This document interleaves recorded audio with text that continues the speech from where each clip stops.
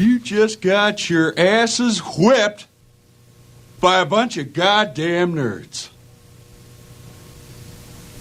Nerds!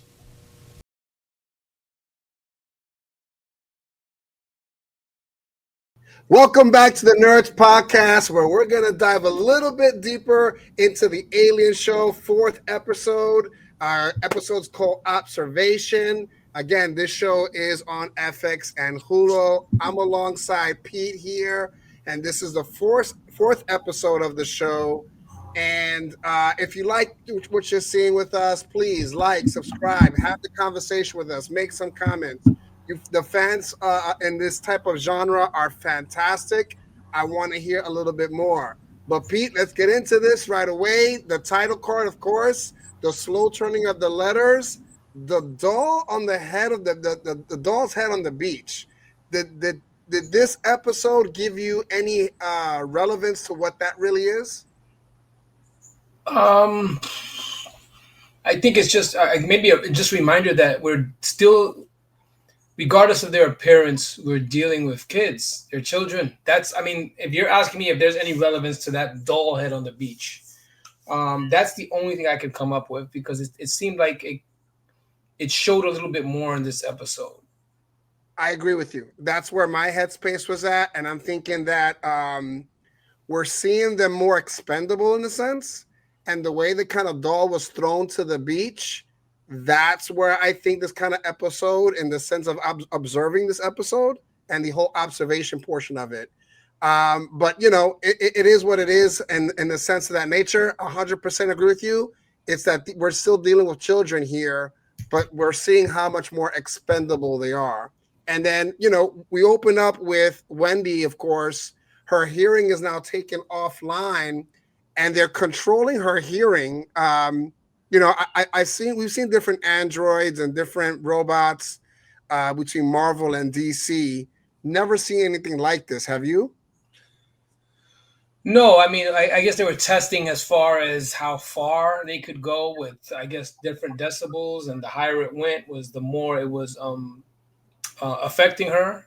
But again, we're dealing with a what is the name? What was the name for them again? Synthetic. Synthetic, yes. Yeah. The Lost Boys. You're talking about the Lost Boys, right? Yes. So we're dealing with a synthetic here. So yeah, that they were testing on her just to see how much she can endure. Yeah, no, I've never thought of the alien language very much like crickets, the way they were explaining it, to kind of like the way a cricket moves its hind legs.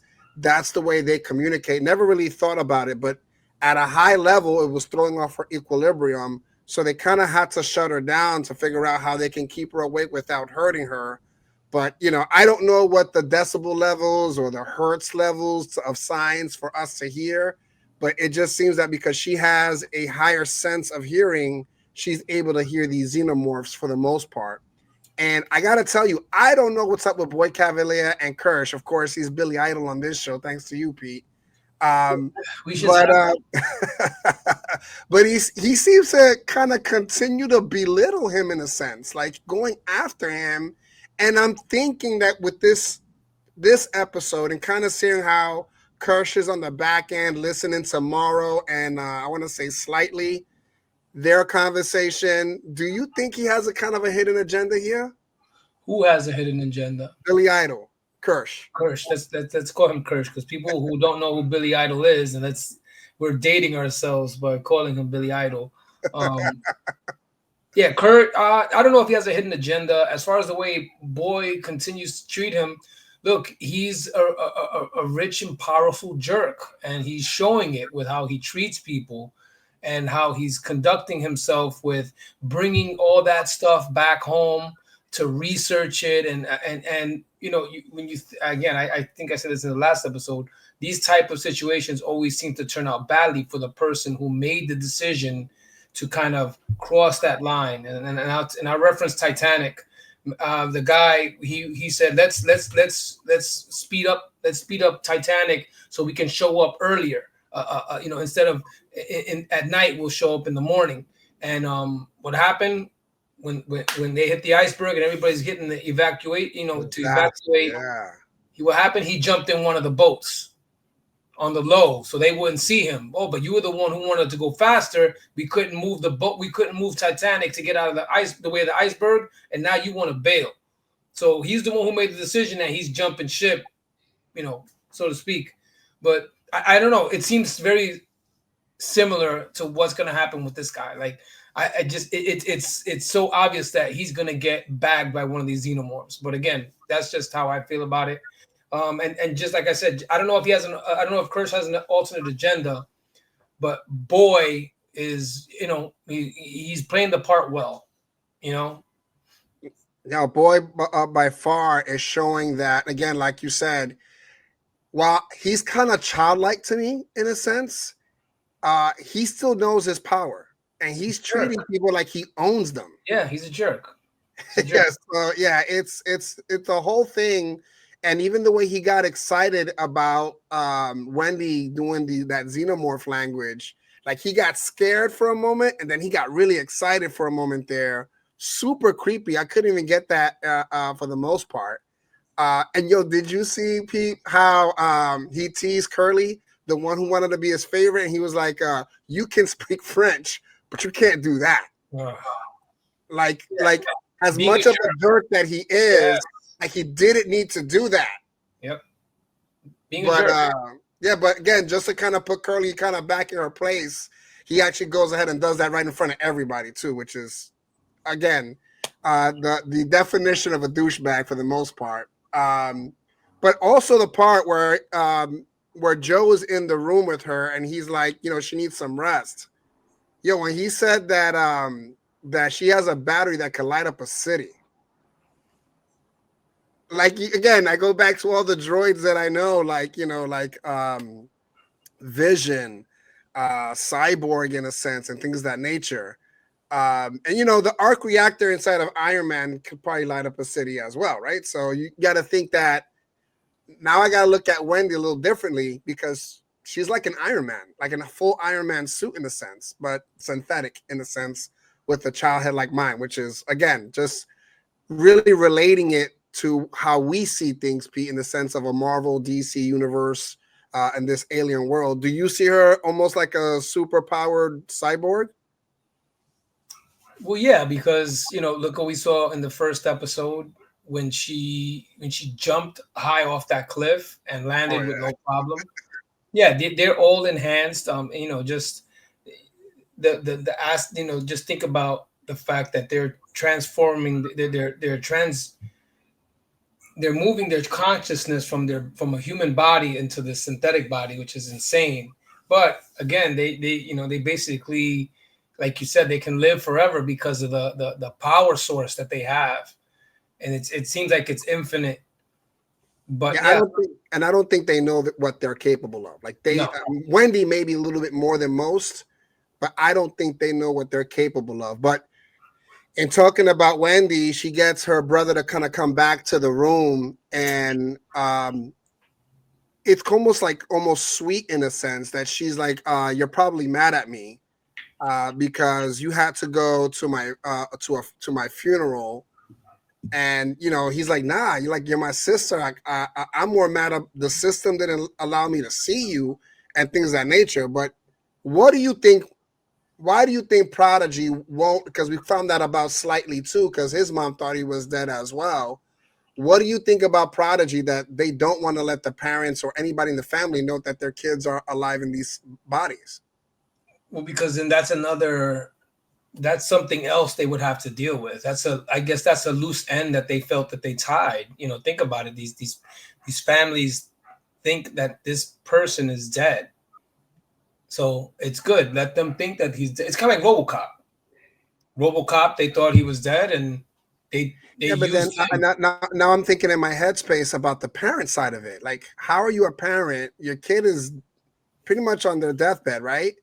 And you give up their body in the name of science? Like, what was the sign off for the parents? There must have been a payoff or something. I don't. Well, you see that his mother didn't know that he was still alive. So I'm going under the pretense that they think that their child passed away, and they didn't. or they So were you think or they were close the to it. hospital's behind it, Could right? be. Yeah. It Oh, goes. It could go based. It can go. Maybe there's something to that conversation who Morrow was talking to on the phone. yeah. But again, we got 4 more episodes to find out how this all ties in. But it could be something where sick kids. Oh, look, he didn't make it, but they kind of keep the child before they actually pass away, transfer their consciousness over into a synthetic. That's what I'm thinking. Yeah, no, it's I would love to kind of see that gut wrenching part of it, and since they've already introduced the fact that Joe didn't know that she was dead, he couldn't even visit her at the hospital when she was sick, and now Slightly's mom as well didn't know he was dead. So again, just those questions there haven't been answered for us on this show and how it actually all works out, because we did see they bagged the body themselves, Yeah. and they disposed of the body themselves. So I don't know that portion of it, but talking about Morrow and Slightly, man, Morrow kind of got him on a little bit of on lockdown, and he's using like adolescent language to really manipulate him. How crazy that he got his real name and then go and find his mom. That was crazy in a sense, wasn't it? Like the way he was kind of guiding the conversation. Well, yeah. Well, he's look, he has a goal. He has a target. What he's trying to accomplish here, and it obviously is by any means necessary because he's using. And you look at the situation where this is still a kid. Mentally, he's still a kid, and he's using his family, his brothers, his mother, as a bargaining chip to get what he wants. A little ruthless, in my opinion, but it's what it is. This is how bad he wants what it is that he's trying to get, and by using this kid, and he's pretty much talking him into sacrificing somebody. So, and he said it. They don't want you. The eggs don't want you. So don't worry. You need to take a human. So it's crazy that he's that again, by any means necessary. There's some people you'll be surprised at what they'll do to get what they want, or maybe this is something that he needs, but you'll be surprised at what people do to get when they're put in that situation. No, and Morrow knew, you're not going to be able to bring this egg out. So Yeah, just take him there and chuck him. He said this is the way you get this person out. Now, of course, the show is now hinting that Slightly's going to try to use Wendy's brother. Yep. And because he's like creeping out of his window to figure out exactly, like I guess kind of pick up his patterns. But the thing is that Kirsch knows all this, right? So in my headspace and the way that kind of it's all ending at the same time as well, this episode, Kirsch and Morrow want the same thing, don't they? Well, maybe Kirsch has kind of pivoted from what he wanted before because Boy's treating him like like garbage. He's being a jerk, all around jerk, because he's like that with everybody. The only one he's kind of being, and he's not really being nice to Wendy. He's using her because he's like, she's a synthetic. Why do I have to worry about her getting any rest? Or, you know what I mean? I shouldn't have to feel any type of way, but her doing whatever I want. And that's pretty much all he's about, and treating everybody, like garbage. I don't know. Maybe his agenda switched because of that. But because I think Kirsch wants to see the because now Kirsch knows how the thing happens inside the lung. Once he kind of sees that, he's kind of rubbing the egg towards that end. And he probably knows that he has to get another host to do this. And then what Morrow wants is a host to happen. I think for some reason, while they think they might be at odds and both Kirsch and Morrow, which they mirror each other for me in this show, I do think they have the same agenda. And because Kirsch knows, because Kirsch is listening to the whole thing, he knows because he's doing the experiments on these eggs that, okay, he's going to let Slightly rock this out. I just don't know the human they're going to use. It'd be crazy to hurt Wendy's brother in this sense. Absolutely. Because he's being used as a pawn, right? Well, they offered, they did the blackmail, like, you could leave if you want, but we're gonna send you the bill for that new lung that we gave you. No, yeah, it's a slippery slope if they use her brother, because then she may not be invested when she finds out something happened to him, and if she found out that he was kind of thrown to the wolves. So to me, that's tough to just if you do want to if you're okay with sacrificing somebody, you probably want to sacrifice boy. That would be amazing to see because he's such a bad villain. Again, Everybody wins there. he's not at a villain level of what's the kid's name in Game of Thrones that we were happy to see him go, which is sad to say, but in Game of Thrones, I know what you're talking about. I forgot his name. Blonde hair kid, Cersei's son. Oh, for God, forgive me for this one. Look it up, Pete. I'm supposed to be professional, guys. I'm sorry. I should know this stuff, but it escapes my mind. I believe it's Joffrey. Joffrey. Okay, yeah. So he's not Joffrey level. No, he's trying to be though. Yeah, he's trying to get there, but he's not there yet. Or we haven't seen him in that sense, that nature. But in this kind of these episodes, we have Arthur, who's the doctor's husband. And he probably gave the best line of this particular episode where he said, best case, we have a bunch of AIs running around. Worst case, we killed 6 kids. Like the thought of that was crazy to me when he said it. I love that line. But then we get into Nibs. She thinks she's pregnant. She's synthetic.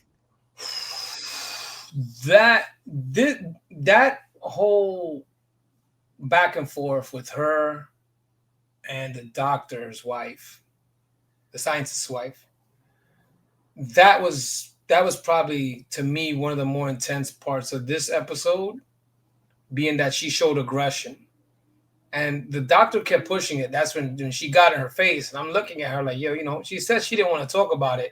She showed aggression already, and you kept on, and now she's in your face. She had to call security to get her out of there. She was scared, but I think it shows, look, she's a child. Where does this pregnancy thing come from? Super weird, but that scene between the both of them was interesting. And like I said, probably the most interesting part of the show for me this time, because she showed she's gone off the rails talking about that she's pregnant, and then the aggression she showed towards her when she said she didn't want to talk about it. So even the weirdness with the whole doll thing was kind of weird as well.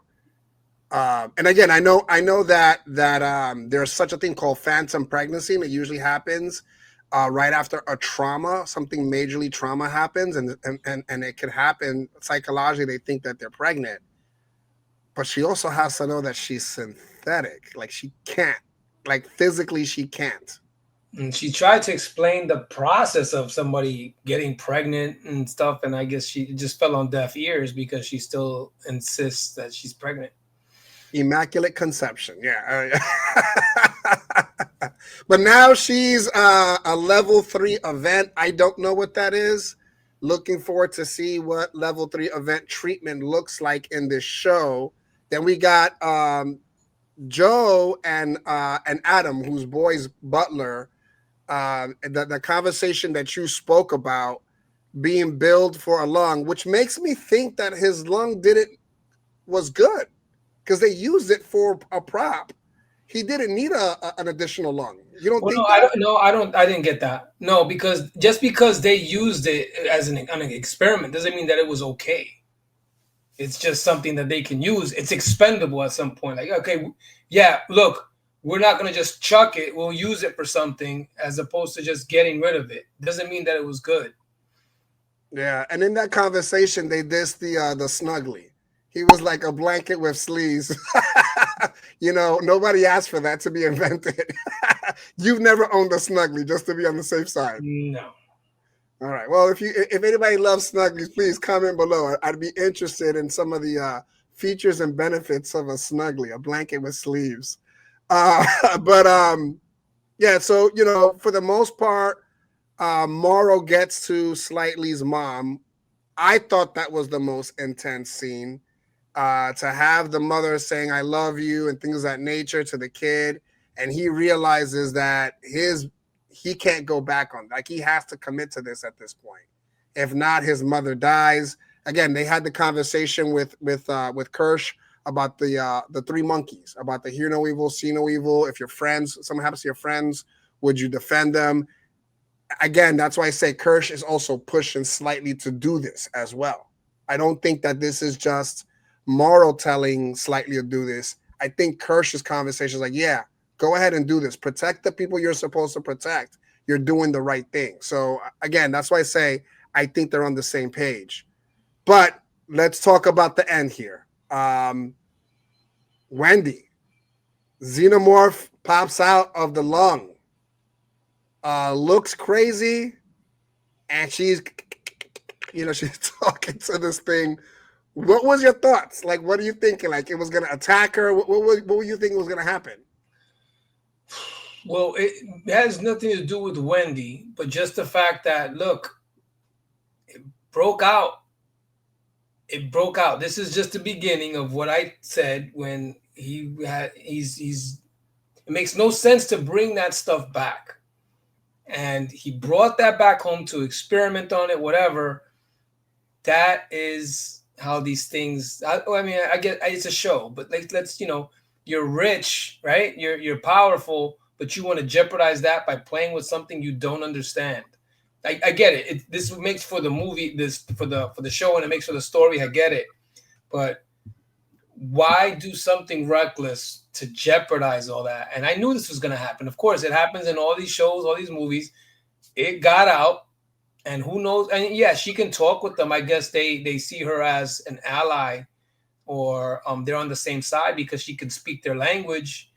But it only gets bad from now, from here. It's only going to get worse because this is the unknown. And you don't speak the language. She's the only one who speaks the language. So she's going to be good. Her brother's going to be good. Everybody else is going to be done.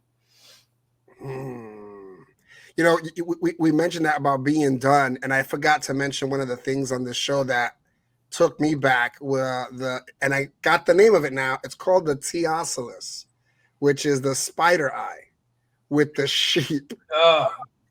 Yeah, when the sheep stood up on two legs to show its intelligence. That's what it did it for. Yeah. Yo, that was crazy. Didn't you think that was crazy? Yeah, I was like, oh man, that poor sheep is gonna get it. And they hit nothing back, folks. If you haven't seen this episode or you saw it already, I apologize. And I know I left this at the end, but yo, the eyeball dropped like it was nothing. Pretty gross. And then it's just there staring at him. Did you see that? Like, it was just staring at him with the eye. Like, shout out to the graphics. Like, the graphics are, while gruesome, are you just kind of explains everything that's happening. I don't think it's just gross to be gross. Like, even the way the alien popped out of the lung, the graphics are pretty good. And I to end this show, Pete, I gotta ask you, as you're going through this, and I know sci-fi horror not your thing, what are you giving this on a scale of 1 to 10 so far? Give it a solid 6. And okay. That's being kind of nice. By going through a lot of the comments online on Twitter, I'm a lot of people. I would say 8 out of 10 people do not like it. And I know we're doing this, because that's what we do. And it's not a question of that horror and sci-fi are not my thing. Will I normally have watched this? No, I don't really have a connection to the aliens movies like that. And I guess if you do, this would be a show that would interest you. This wouldn't have, if we're not doing the show, I'm not watching Aliens Earth.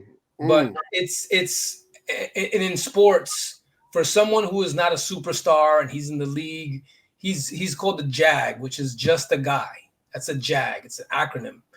And this is a JAS. This is just a show. It's nothing spectacular, nothing that I'm excited to watch, but I will see it through. I've gotten halfway through it, so I will see it through. So at this point, you kind of want to see what's happened. But for me personally, there are shows that I've gotten. I watched the majority of it and didn't finish it. Didn't finish The Walking Dead. Didn't finish Game of Thrones. I mean, I'm sorry. I'm not sorry. I'm not sorry. Not Game of Thrones. I'm talking about the House of Dragons. The Walking Dead. I didn't even start that. Walking Dead. Titans. I didn't finish. Couldn't finish that. Gotham. I didn't finish. So it happens. But this is only 8 episodes. 4 episodes to go. I'll definitely see it through, and